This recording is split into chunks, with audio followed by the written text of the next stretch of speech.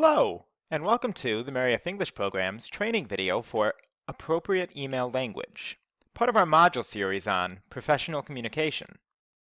In today's technology-based world, you'll be writing a ton of emails, especially in an educational setting. You'll be writing emails to other faculty members, administration, students, and parents quite often, probably several times a day. While we already have an excellent course that will help you work on your professional writing etiquette, it's important to look at the language that you use on your professional emails to ensure that you're always coming across as the professional that you are. I don't simply mean don't swear when I say appropriate language, although that's also important to note.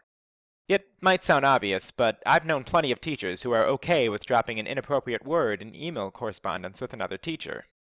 Even when communicating with a trusted friend, it's best to avoid using this type of language. You never know who might be looking at your emails. When I say appropriate language, I'm referring to properly written and respectful emails. For starters, avoid using any and all text language and emojis in any email you send to anyone in a professional context. LOL, JK, and the poop emoji might all seem like fun things, and they have their place in personal conversations. But you really shouldn't use texting language in communicating with anyone in a professional setting. Again, a lot of teachers mess this up when communicating with work friends. You might be good friends with the teacher down the hall, and they might even like this kind of language, but you need to consider who might see your emails and in what context. An appropriate email should follow this simple format. Number 1, begin with a greeting. Number 2, provide any background information. Number 3, state your purpose. Number 4, add your closing remarks. And number 5, end with a salutation. Let's start with the first step. Every good professional email should begin with a formal greeting. This is one section on your email that will differ depending on who you're talking to. In a formal email to a parent or administrator, you might start off with something like, "Dear Mr. So-and-so," or "Greetings, Mr. So-and-so." On the other hand, if you're communicating with a friend or someone with whom you have a more informal relationship, you might start with a "Hello, so-and-so," or "Hey there, so-and-so." Gauge who you're communicating with before using a more informal greeting. When in doubt, stick to the more formal choices. After your greeting, you'll move on to step 2. Provide any background information for your email.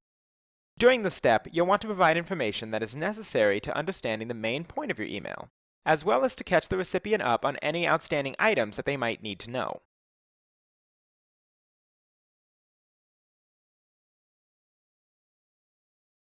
This can include things like thanking them for recent events, reminding them of classroom activities, or simply providing any background information that is necessary to understand what you're trying to convey. Remember to use complete sentences and proper grammar and spelling. You're an educator, and your emails should reflect that. Once they have their background info, it's time to move on to the meat of your email. Step 3, state your purpose. This is the part of the email where you'll discuss what it is you're writing the email for. It may be to ask a question, provide information on future events, or whatever else. Remember, use full sentences and proper grammar. During this step, try to avoid using too complicated of a language for your recipient to understand. A lot of times we try to use more complex vocabularies to give off an air of professionalism, but the end result is often an overcomplicated mess that's way more confusing than it needs to be.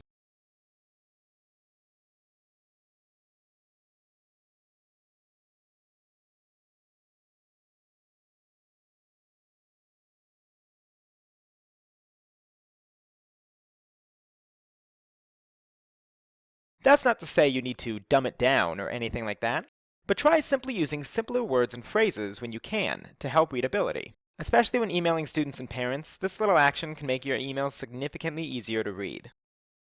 Once you finish saying what you need to say, it's time to add any closing remarks that you might have. Generally, this is a good time to thank the recipient for reading and instruct them with any further steps should they be confused. This step often looks similar for most emails and will likely entail a statement like, "Thank you for your cooperation," or "Thank you for understanding." Follow this up with a simple, "If you have any questions or concerns, please don't hesitate to let me know," and you'll have yourself an excellent closing remark. Finally, every good professional email ends with a salutation and your name. Consider using a salutation like "Best regards" or "Sincerely," as those show proper professionalism and respect. Salutations like cheers or thanks are best left to the more informal communication. When writing your name, consider who your recipient is. When talking to a student, be sure to use the formal Mr., Ms., or Mrs. followed by your last name. When talking to a parent or administrator, I would still use the formal title, but I would include your first name as well.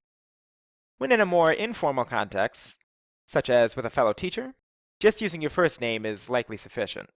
If you end up having to send out a lot of emails, it may be worthwhile to create a block signature. You can do this in the Signature tab of Microsoft Outlook or under the Settings option of most major email websites. A block signature is basically a signature template that can be automatically added whenever you prefer. This will save you a ton of time in the future. Just make sure that your signature is appropriate and uses an accurate title. Understanding proper email formatting and language is extremely helpful when communicating in a professional context. It's a skill you're sure to use often, so it's best to start preparing yourself now. This concludes our tutorial on understanding appropriate email language. I hope you will take the information presented here to heart as you communicate in your future professional settings. I also hope that you will take the time to teach the information presented here to your future students. Thank you.